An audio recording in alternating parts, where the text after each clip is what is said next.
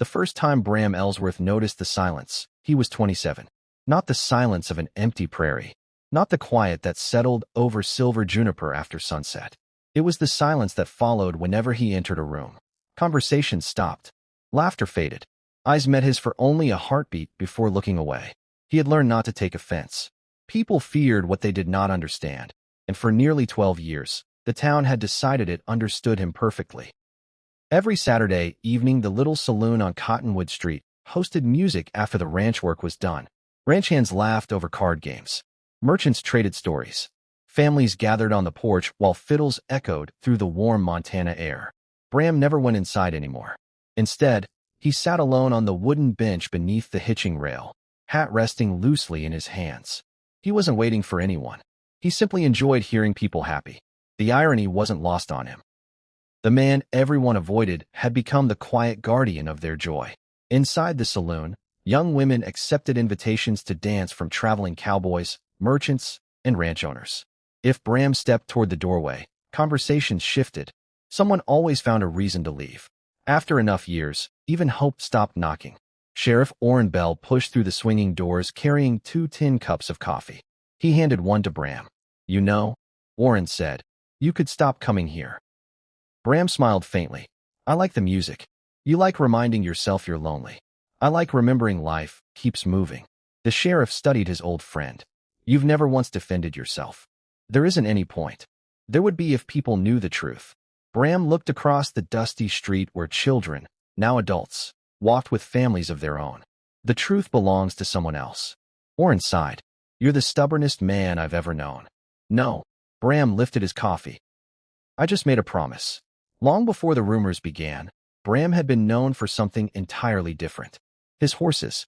No ranch in 3 counties produced calmer or stronger trail horses. Travelers often waited months to purchase one. Yet despite his growing success, Bram remained the same quiet young rancher who repaired neighbors' fences without charging them. When storms damaged roofs, no one knew who left lumber stacked neatly outside. When widows found sacks of flour on their porches before winter, nobody ever saw who delivered them. Silver Juniper believed good deeds deserved no audience. Neither did Bram. But good deeds are strangely forgettable. Rumors are not. One autumn afternoon 12 years earlier, his fiancée vanished. No farewell. No explanation. Only an empty room and unanswered questions. The town filled those empty spaces with stories. Some whispered she'd fled because Bram had frightened her. Others claimed he had hidden a cruel temper behind polite manners.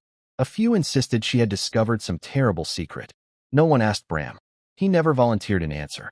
His silence slowly became everyone's evidence. The years passed. Bram watched friends marry, raise families, celebrate anniversaries. He attended every wedding he was invited to, which eventually became none. Even church pews seemed to leave a respectful space beside him. Mrs. Delphine Coyle, who ran the boarding house, remained one of the few willing to speak openly. "You should leave this town." She poured fresh coffee across the counter. "You'd have better luck somewhere nobody knows your name." Bram smiled politely. "My grandfather built this ranch. So, I'm not leaving his land because people believe stories." She reached across the counter and squeezed his hand. "I just hate seeing a good man grow old alone." Bram thanked her, paid for breakfast, and stepped back into the cool morning air. Outside, the mountains glowed beneath early October sunlight. His horse waited patiently near the hitching post. The animal had never cared about gossip. Neither had the open range. 3 days later, a stagecoach rolled into Silver Juniper, carrying a passenger unlike anyone the town expected. She stepped down wearing a travel cloak the color of deep cedar bark, dust clinging to its hem after weeks on rough frontier roads. She carried no fancy trunks, only a leather satchel and a narrow wooden document case bound with brass corners. Her name was Corisande Hale. She wasn't searching for gold, or land, or marriage. She collected forgotten histories, old letters, family journals, lost stories that deserved to survive. Mrs. Delphine welcomed her into the boarding house. "You've come a long way." "I have." "What brings you to Silver Juniper?" Corisande smiled gently. "I'm looking for someone." "Family?" "No." She carefully unfastened the brass clasps on the document case. "I'm looking for Bram Ellsworth." Delphine nearly dropped the teapot she was holding. "You know Bram?" "I know someone who knew him." Word traveled through town before sunset. The mysterious visitor was asking questions. Not about cattle prices. Not about mining claims. Not about available property. Only about one lonely cowboy. People answered eagerly. He drove away the woman he loved. No respectable woman goes near him. Quiet sort. Never smiles. Something isn't right about him. Corisande listened politely. She never interrupted. She simply thanked each person before writing careful notes in a leather journal. That evening she returned to her room. From the document case, she removed several neatly folded letters tied together with faded blue ribbon. The handwriting matched across every page. One letter bore a single name, Bram. She unfolded it slowly. The paper had yellowed with age. Ink had begun fading around the edges. But one sentence remained perfectly clear. If the day ever comes when they believe I abandoned you, promise me you will let them. Corisande closed her eyes. So that's why. The following evening, she found Bram exactly where Mrs. Delphine said she would, sitting alone outside the saloon as fiddles played inside. He looked older than the photographs tucked inside her case. More tired, but unmistakably the same man. Without introducing herself, Corisande walked across the boardwalk and stopped before him. Bram looked up politely. Good evening. She didn't answer immediately. Instead, she reached into her satchel, withdrew one carefully folded letter, and held it toward him. His eyes settled on the handwriting. His face lost every trace of color. His fingers trembled as he whispered only two words. Where? Corisande met his eyes with quiet compassion. I think, she said softly. It's finally time someone heard the truth. Bram stared at the letter for a long moment before he unfolded it. The paper was brittle from age, its edges softened by years of careful handling. He recognized the handwriting immediately. It belonged to Elswith Rowan, the woman he had once planned to marry, the woman the town believed had abandoned him without a word. He read in silence. When he reached the final line, he closed his eyes. I never thought I'd see this again, he said quietly. Corisande waited. I found it among the papers of my great-aunt, she explained. She worked as a nurse in a mountain hospice many years ago. Before Elswith passed away, she entrusted several letters to her, asking that they be delivered only if the time ever felt right. Bram looked toward the distant hills. So she kept her promise. And you kept yours. He nodded once. I told her I would never speak of it. For years, Silver Juniper had believed Bram's silence was an admission of guilt. The truth was far different. Elswith had been diagnosed with a hereditary illness that, in that era, offered little hope. She feared Bram would abandon his dreams to care for her, and she refused to let his future become defined by her suffering. She had chosen to leave quietly. Before departing, she made Bram promise never to reveal the reason. If they must think poorly of someone, she had written, let it be me in private, not you defending me in public. He had answered differently. If anyone must carry the blame, I'll carry it. That promise had shaped the next 12 years of his life. Corisande folded the letters carefully. You've lived beneath a story that wasn't yours. I've lived beneath a promise. Do you regret making it? Bram considered the question longer than she expected. No.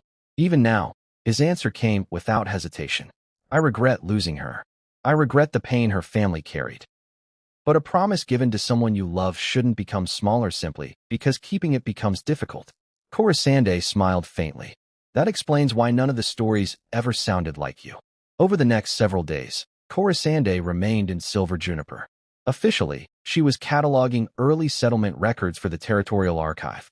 Unofficially, she was learning the measure of the man everyone believed they already knew. She watched him repair a widow's windmill before sunrise. She saw him spend an afternoon helping a young rancher deliver supplies after flooding washed out the bridge. When an elderly ranch hand's horse threw a shoe, Bram stopped his own work and repaired it without accepting payment. Each act was quiet, matter of fact, never performed for praise. She began asking people a different question. Has Bram ever harmed you? Every answer was the same. No. Has he ever broken his word? Again. No. Then why do you believe the stories? The answers became uncertain. I suppose. Well, everyone always said. For the first time in years, people realized they couldn't identify where the rumors had begun. Sheriff Orrin Bell noticed the change almost immediately. You've got the whole town thinking. Corisande smiled. I'm only asking questions. Questions can be dangerous. They can also be honest. Orrin leaned against the hitching rail outside the marshal's office. I've wanted to tell people the truth for years. So why didn't you? He glanced toward Bram's ranch beyond the cottonwoods. Because I gave my word too. Corisande nodded. I thought you might have. The annual harvest social arrived on the first Saturday of October. Every family gathered in the old assembly hall. Lanterns glowed from polished beams. Musicians tuned their fiddles while tables filled with pies, preserves, and fresh bread. Bram almost decided not to attend. He rarely did anymore. But Mrs. Delphine insisted. You've hidden long enough. Reluctantly, he entered. Conversations softened. Not from hostility this time. From uncertainty. People watched him with new eyes. Across the room, Corisande stood beside Mayor Aldrin Sykes. She carried the leather document case in both hands. When the mayor welcomed everyone, she quietly requested permission to share a piece of local history. Curiosity replaced conversation. She stepped forward. I am not here to embarrass anyone, she began, nor to accuse this town of cruelty. Her voice remained calm. I only wish to allow someone who can no longer speak to be heard. She unfolded the first letter. The room became completely silent. Rather than speaking about Bram herself, she read Ellsworth's own words. She spoke of love, of fear, of illness, of refusing to burden the man she loved with a future she believed would be filled with grief. She described Bram's refusal to abandon her, his willingness to give up everything for her care, and finally, the promise. He wished to defend me. Corisande read aloud, but I asked him not to. I could not bear strangers discussing my illness after I was gone. If silence became the price of protecting my dignity, he promised to remain silent. Several people lowered their heads. No one moved. Corisande closed the letter gently. For 12 years, she said, this town mistook loyalty for guilt. Her words carried no anger, only sadness. She looked toward Bram. He honored the final request of the woman he loved. No applause followed. None was needed. Mrs. Delphine quietly crossed the room first. She embraced Bram without speaking. Sheriff Orrin removed his hat. Mayor Sykes bowed his head. One by one, neighbors approached. Some apologized. Others simply shook his hand. Bram accepted every gesture with quiet grace. I don't blame any of you, he said softly. We believed what we thought was true. An elderly rancher wiped tears from his eyes. And we never once asked you. Bram offered a gentle smile. Perhaps now we'll all remember to ask before deciding who someone really is. Across the hall, Corisande watched him with quiet admiration. She had arrived to deliver forgotten letters. Instead, she had watched a lonely man's life begin again, not because he demanded justice, but because he had never stopped living with integrity, even when no one believed he deserved it. The morning after the harvest social felt different. Silver Juniper woke beneath a blanket of pale autumn mist, but the heaviness that had hung over Bram Ellsworth's life for more than a decade seemed to have lifted with the sunrise. He rode into town expecting the same cautious glances he had grown used to. Instead, old Mr. Hensley, who owned the blacksmith shop, raised a hand. Morning, Bram. It was such an ordinary greeting that it nearly stopped him in his tracks. Bram tipped his hat. Morning. As he continued down the street, others greeted him as well. Mrs. Delphine waved from the boarding house porch. Children, now adults with families of their own, smiled politely as they passed. The whispers had vanished, replaced by something quieter and far more meaningful, respect. Sheriff Orrin Bell stepped out of his office with an amused grin. Told you the truth had a way of catching up. Bram looked across the street. I never expected it to. No. I stopped hoping a long time ago. Corisande remained in Silver Juniper longer than she had planned. Her work documenting frontier families was nearly complete, yet every evening she found another reason to stay. Sometimes she joined Bram while he checked fences along the northern pasture. Sometimes they shared coffee on the porch of his ranch house as the sun slipped behind the mountains. Their conversations were never hurried. She learned that Bram preferred repairing things to replacing them. He could identify every horse in his herd from a quarter-mile away. He still kept the small wildflower press that Ellsworth had once given him, though he had not opened it in years. In return, Bram learned about Corisande's years on the road. She had crossed deserts, mountain passes, and rivers in search of forgotten stories. She believed history was more than dates and names. It was the quiet courage of ordinary people whose kindness deserved to be remembered. You've spent your life preserving other people's stories, Bram said one evening. She smiled. Someone should. And your own? She looked toward the fading sky. I've never stayed anywhere long enough to have one. The town council met the following week to discuss restoring the abandoned schoolhouse records. Mayor Aldrin Sykes surprised everyone by making a different proposal. What if we created a permanent archive? The council members exchanged curious looks. A place where letters, journals, deeds, and family histories can be preserved, he continued. Miss Hale has shown us what happens when truth is allowed to disappear. The motion passed unanimously. When they asked where the archive should be built, Bram quietly spoke for the first time. I have an empty parcel beside the church. The mayor looked surprised. You'd donate it? It seems like the right place. The room fell silent before several members nodded in agreement. The building would stand on Bram's land, not as a monument to him, but as a promise that truth would no longer be left to rumor. Weeks turned into months. Autumn surrendered to winter. Snow settled gently across the valley, softening fences and rooftops beneath blankets of white. The archive building slowly took shape. Carpenters donated labor. Ranchers hauled timber. Women stitched curtains and organized shelves. Corisande cataloged every document by lantern light, while Bram built sturdy oak bookcases in the evenings after finishing ranch work. Their partnership felt effortless. Neither spoke of love. Neither needed to. The quiet understanding between them grew stronger with every passing day. One snowy afternoon, Mrs. Delphine found Bram watching Corisande arrange books inside the nearly finished archive. You've got that look. What look? The one a man gets when he's deciding whether he's brave enough to risk happiness. Bram chuckled softly. I thought I was past all that. Nonsense. She nudged his shoulder. The hardest thing isn't surviving heartbreak. What is? Believing your heart deserves another chance. By early spring, Corisande prepared her belongings for the first time since arriving. Her traveling case sat neatly packed near the door of her room at the boarding house. Bram stood outside with his hat in his hands. I heard you're leaving. My publisher expects me in Helena. When? Tomorrow morning. Neither spoke for several moments.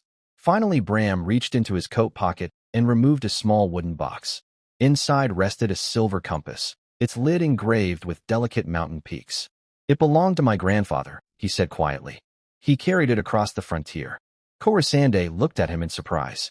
I can't accept something so valuable. It always pointed him home. He smiled gently. I think it finally found the right traveler. Tears gathered in her eyes.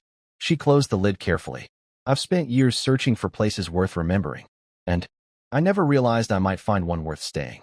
She looked toward the ranches beyond town, then back to Bram. If I stayed, you'd never have to leave unless you wanted to. The answer was simple, honest, entirely Bram. She smiled through quiet tears. I think I've finished searching. The wedding took place beneath the cottonwood trees at the edge of Bram's ranch on a warm June afternoon. The entire town attended. Sheriff Orrin stood beside Bram. Mrs. Delphine adjusted Corisande's veil with proud hands. Mayor Sykes performed the ceremony. When the vows were finished, applause echoed across the valley. Not because Silver Juniper had witnessed a grand romance, but because it had witnessed redemption. Years later, visitors often stopped at the little archive beside the church. Above its doorway hung a modest wooden plaque. Truth outlives rumor. Inside, among carefully preserved journals and faded letters, rested the correspondence that had changed one man's life. Not displayed as a tragedy, but as a reminder. Future generations would know that Bram Ellsworth had never been the man gossip claimed he was. He had simply been a man who kept a promise, even when it cost him everything. And in the end, it was not the rumor that endured. It was the truth, patiently carried across the years by one determined woman who believed every forgotten story deserved to be heard.